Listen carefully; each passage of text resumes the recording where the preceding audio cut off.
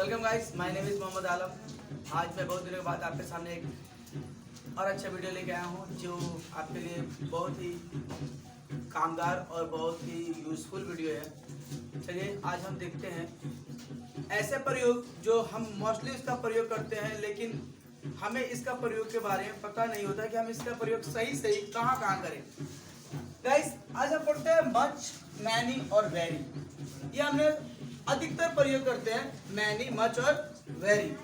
इन तीनों का मतलब होता है बहुत, लेकिन हमें यह पता नहीं होता कि बहुत कई प्रकार के बहुत होते हैं।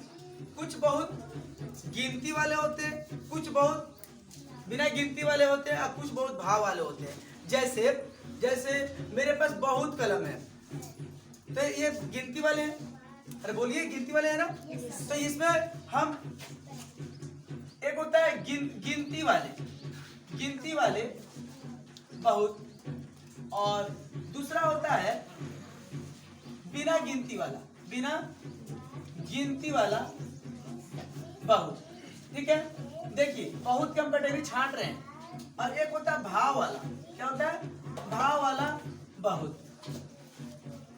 ठीक है, ये ध्यान दीजिए, ये बहुत, ये तीन को बहुत है और तीनों अलग वाले जिसमें गिनती की जा सके। जैसे मेरे पास बहुत कलम है, आई हैव मैनी पेन। ये तीनों का मतलब अगर इसमें आप मच का यूज करेंगे तो गलत हो जाता। हमें समझना है कि मैनी का प्रयोग कहाँ करना है और मच का प्रयोग कहाँ करना है और वेरी का प्रयोग कहाँ करना है।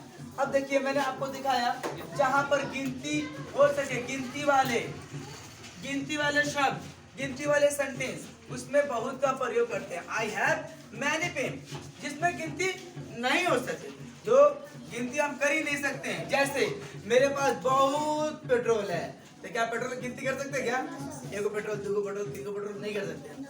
मेरे पास बहुत शरबत है, मेरे पास बहुत शराब है, इसकी गिनती नहीं। हाँ, इसके हम नाम कॉल कर सकते हैं, लेकिन हमने सिर्फ बताया गिन सकते, जो उसको 1 2 3 ऐसे गिन सके। जिस चीज को गिन सके, समझ आई? ठोस चीज जो अलग कर सकते, टुकड़ा कर सकते, गिन सकते हैं। लेकिन द्रव वाली चीज कभी गिन नहीं सकते, पानी वाली चीज कभी गिन नहीं सकते। ऐसे में हम उसका मच का प्रयोग करते हैं। जैसे I have much wine in my house. मेरे घर में बहुत शराब है। समझ में आ रही ना मैं क्या कहना चाह रहा हूं? अब ये कहता है भाव वाला बहुत। ऐसे सेंटेंस जिसमें भाव छुपे होते हैं, जैसे भाव यानी आपकी फीलिंग। जैसे मुझे बहुत दुख है। अब क्या इसमें गिन सकते हैं? दुख को काउंट कर सकते हैं क्या? नहीं कर सकते हैं। और इसमें ऐसा भी नहीं कि ये गिन भी नहीं सकते हैं, लेकिन ये नाप सकते हैं। याद रखिएगा, इस भाव में हम नाप सकते हैं द्रव वाली चीज को, लेकिन गिन नहीं सकते। इसमें गिन सकते हैं, इसमें गिन नहीं सकते। इसमें नाप सकते हैं। नापने वाली चीज में हम मैनी का यूज करेंगे। ठीक है, और गिनने वाले मैनी का और नापने वाले में मच का यूज करेंगे, जो द्रव वाली चीज होती है। लेकिन भाव वाली चीज जिसमें भाव छुपी हो, जैसे वह आज बहुत खुश है ना, बहुत बहुत धन्यवाद। ठीक है, वेरी मच, वेरी भी उसमें मच भी लगा देते लोग और वेरी भी लगाते हैं, क्योंकि एक तो वो गिन भी नहीं सकते, समझ रहे, और वेरी लगाते इसलिए क्योंकि वो भाव है। समझ में आ रही है ना मैं कहना क्या चाह रहा हूँ? Thank you so much, thank you very much. So मतलब भी बहुत का यूज करते हैं, सो का मतलब भी बहुत यूज होता है। ठीक है, it's so far from here, ये बहुत दूर है यहाँ से, यूज करते हैं। It's so far from here, यहाँ से बहुत दूर है। सो माने बहुत। तो so thank you so much, आपने सुना है इसका प्रयोग? आपने सुना है? ओके गाइस, भाव वाला बहुत, इसमें मैंने बताया कि भाव जिसमें आती है, जैसे मेरे सीता बहुत खुश है। सीता बहुत खुश है। Sita is very happy. कुछ लोग ग्लैड भी लिखते हैं, खुश, ग्लैड। आपको आपका बहुत बहुत धन्यवाद।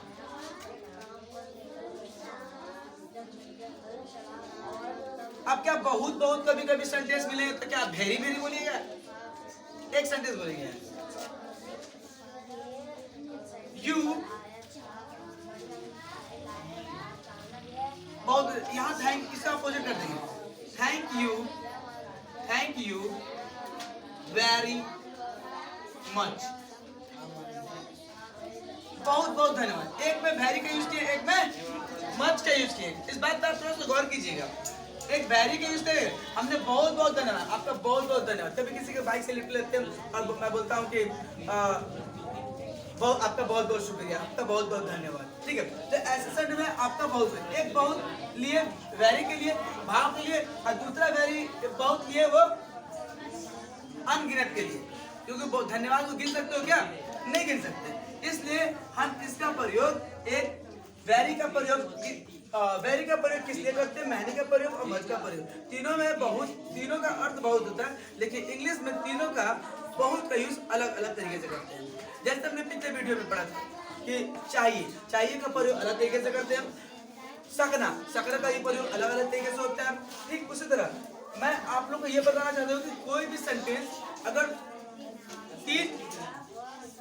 तीन अर्थ सेम होता है तो उसका प्रयोग कैसे किया जाता है इंग्लिश में, ठीक है।